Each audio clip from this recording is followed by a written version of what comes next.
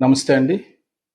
నిన్నటి నుంచి విజయ్ గారు, యాక్టర్ విజయ్ గారు తమిళనాడులో గెలవడం, అక్కడి నుంచి ఆంధ్రప్రదేశ్‌లో ఈ వైసీపీ పార్టీ కావచ్చు, లేకపోతే కొంతమంది మిగతా వాళ్ళందరూ కూడా ఆహ్, దాన్ని పోల్చడం. అంటే ఒంటరిగా వెళ్ళి విజయ్ గెలిచారు. పవన్ కళ్యాణ్ గారు ఒంటరిగా ఎళ్ళకుండా తప్పు చేశారు. అంటే పవన్ కళ్యాణ్ గారు ఒంటరిగా వెళ్లకుండా తప్పు చేశారా అన్న దాంట్లో అడుగుతున్న దాంట్లో ప్రధాన కారణం ఏంటంటే, అలాగైతే జగన్ అధికారంలోకి వచ్చేవారు. ఇంకొన్నాళ్ళు దోచుకోవడానికి అవకాశం ఉండేదని.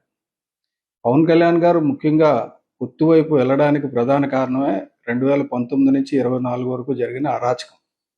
అరాచకంలో భాగంగా మాజీ ముఖ్యమంత్రిని జైల్లో పెట్టడం, హింస పెట్టడం. అది చూసిన తర్వాత ముందు లా అండ్ ఆర్డర్‌ని రక్షించుకోకపోతే మన రాష్ట్రం నష్టపోతుంది. మన రాష్ట్రం వెనక్కిపోతుంది.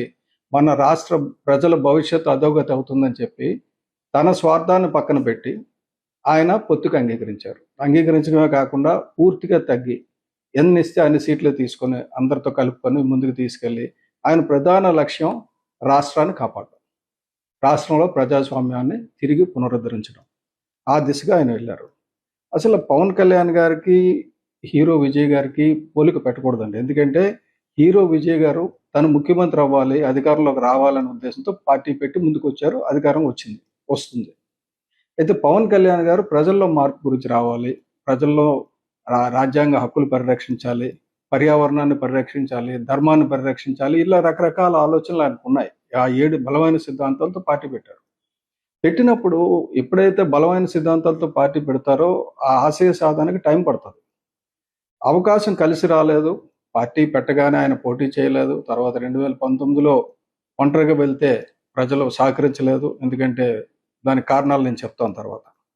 ఆ తర్వాత ఇప్పుడు పోటీ పెట్టుకోకపోతే ఓట్ స్ప్లిట్ అయితే ఒక రాక్షస పాలన వస్తుంది.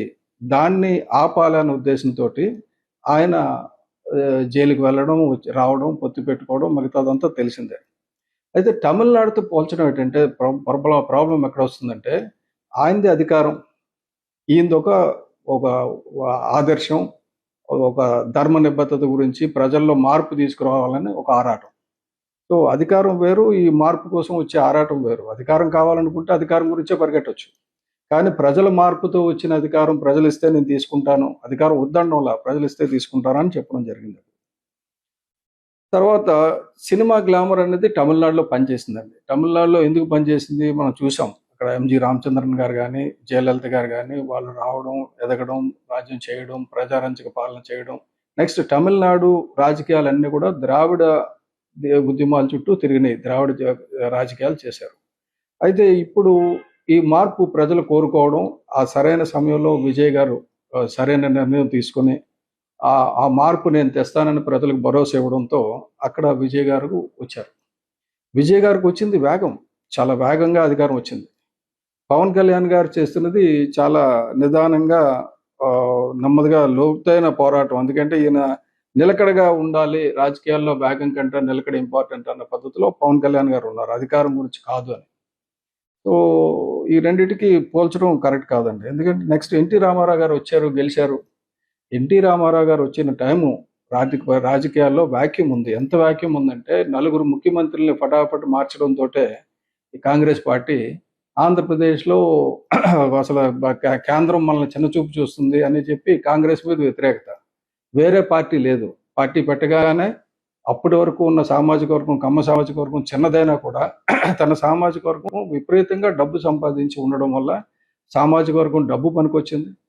అలాగే సామాజిక వర్గానికి చెందిన మీడియా పనికొచ్చింది. ముఖ్యంగా ఈనాడు వంటి పత్రిక భుజాన్ని వేసుకొని మోసింది. అలాగే మోయడానికి చిరంజీవి గారికి కానీ, పవన్ కళ్యాణ్ గారికి కానీ ఎవరైనా ఉన్నారా? లేరు. పైపెచ్చు వ్యతిరేకంగా పవన్ కళ్యాణ్ గారు, చిరంజీవి గారు ఒకటి చెప్తే పేపర్లో ఇంకోటి వచ్చేది. అలాగే ఎన్టీ రామారావు గారి సమయంలో ఎన్టీ రామారావు గారు ఏం చెప్పినా పేపర్లో ప్రజలకు ఏం కావాలో అది వచ్చేది వార్తలు. సో చాలా తేడాలు ఉన్నాయి. ఎందుకంటే ఒక మీడియా తలుచుకుంటే ఎంత చేయగలదన్నది ఎన్టీ రామారావు గారిని ముఖ్యమంత్రిని చేయడంలో ఆ రోజు ఈనాడు పాత్రని మరువలేం. అలాగే ఆ కమ్యూనిటీ ఆయన వెనకతలు అండగా సాలిడ్గా నిలబడింది. అప్పటికే నిలదొక్కున్న కమ్యూనిటీ, ఆర్థికంగా నిలదొక్కున్న కమ్యూనిటీ అండతోటి ఆయన గెలిచారు. అదే చిరంజీవి గారి దగ్గరికి వచ్చేసరికి కమ్యూనిటీ దగ్గర డబ్బు లేదు, మనకు సొంత మీడియా లేదు. మన ఆఫీసులో కూర్చొని జరుగుతున్నవన్నీ లైవ్ టెలికాస్ట్లో మన ప్రత్యర్థులు చూస్తుండేవారు. అలాగే క్యాండిడేట్ సెలక్షన్ విషయంకి వచ్చేసరికి ఒక రకమైన నమ్మకంతో, విపరీతమైన ప్రజాదరణ ఉంది, ఇంత ప్రజాదరణ ఉంటే మనం ఎలాగైనా గెలుస్తామన్న నమ్మకంతో క్యాండిడేట్ సెలక్షన్లో ఒక తప్పుదోవ పట్టింది. అది శాస్త్రీయంగా జరగలేదు. ఇటువంటివన్నీ జరిగినాయి. అలాగే పవన్ కళ్యాణ్ గారు వచ్చినప్పుడు కూడా ఆయనకి మీడియా సహకారం లేదు. ఆయన కుటుంబ సభ్యుల గురించి చెప్పడం, రోజు పని కట్టుకొని డబ్బులు ఖర్చు పెట్టి ట్రోలింగ్ చేయడం మనుషుల్ని. ఇంత చేసినప్పటికీ నిలదొక్కుని నిలబడి ఆయన ప్రజల గురించి పోరాటం చేస్తున్నారు. ఆయనకు స్వార్థం ఉంటే అసలు పోరాటంకే దగ్గర. కాబట్టి ఆయన చేస్తున్న పని నేనేమనుకుంటున్నానంటే, విజయ్ గెలుపుని మనం అభినందిద్దాం. అలాగే పవన్ కళ్యాణ్ గారి పోరాటాన్ని కూడా మనం చిత్తశుద్ధితో సమర్థించాలి. ఎందుకంటే పవన్ కళ్యాణ్ గారు సుదీర్ఘంగా చేసిన పోరాటం, ప్రజల గురించి చేసిన పోరాటం మంచి ఫలితాలు ఇస్తుంది. ఇప్పుడు ఆయన ఒక పంచాయతీరాజ్ శాఖ మంత్రిగా, ఒక పర్యావరణ శాఖ మంత్రిగా, అడవులను అభివృద్ధి చేయడం కానీ అన్నిట్లో కూడా ఆయనదైన శైలి ఆయన చేస్తున్నారు. ముఖ్యంగా పంచాయతీరాజ్ విషయంకి వచ్చేసరికి ప్రతి గ్రామం ఇవాళ అభివృద్ధి చెందుతుంది, ప్రతి తాండా అభివృద్ధి చెందుతుంది.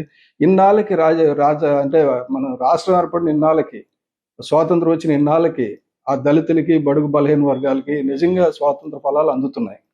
కాబట్టి ఈ రెండింటిని కంపేర్ చేయకండి. నా దృష్టిలోని ఈ రాష్ట్రం చంద్రబాబు నాయుడు గారిని 4 సార్లు ముఖ్యమంత్రిగా చూసింది. జగన్మోహన్ రెడ్డి గారిని ఒకసారి ముఖ్యమంత్రిగా చూసి మరి ఇంక భరించలేమనుకున్న పరిస్థితిలో ఉన్నారు. కాబట్టి తప్పనిసరిగా 2029లో పవన్ కళ్యాణ్ గారు ముఖ్యమంత్రి గారు కావాలని, అలాగే ఈ కూటమి ఇంకా పటిష్టంగా ఉండాలని, ఇప్పుడు చంద్రబాబు నాయుడు గారికి మద్దతు ఇచ్చారు, అప్పుడు పవన్ కళ్యాణ్ గారికి మద్దతు ఇస్తారేమో, లేదా చంద్రబాబు నాయుడు గారు కంటిన్యూ చేస్తారో చూద్దాం తర్వాత. ఇది పవన్ కళ్యాణ్ గారు రావాలని ప్రజలు కోరుకోవడంలో తప్పులేదు, జనసేన పార్టీ వాళ్ళు కోరుకోవడంలో తప్పులేదు, నాలాంటి పర్యావరణవేత్తలు కోరుకోవడంలో తప్పులేదు. కానీ దీని అనవసరమైన కంపారిజన్స్ డ్రా చేసి, కంపారిజన్ ఇస్ వర్స్ట్ ఎనిమీ. ఇద్దరు సమానం కాదు. కాబట్టి పవన్ కళ్యాణ్ గారితో విజయ్ గారిని కంపేర్ చేయకండి.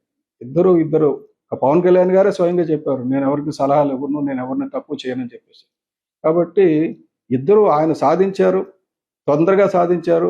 ఈ సాధించిన విజయం సుస్థిరంగా ఉండాలని, ఒక 10-15 ఏళ్ల పాటు విజయ్ గారు అక్కడ మంచి పాలన చేయాలని కోరుకుందాం.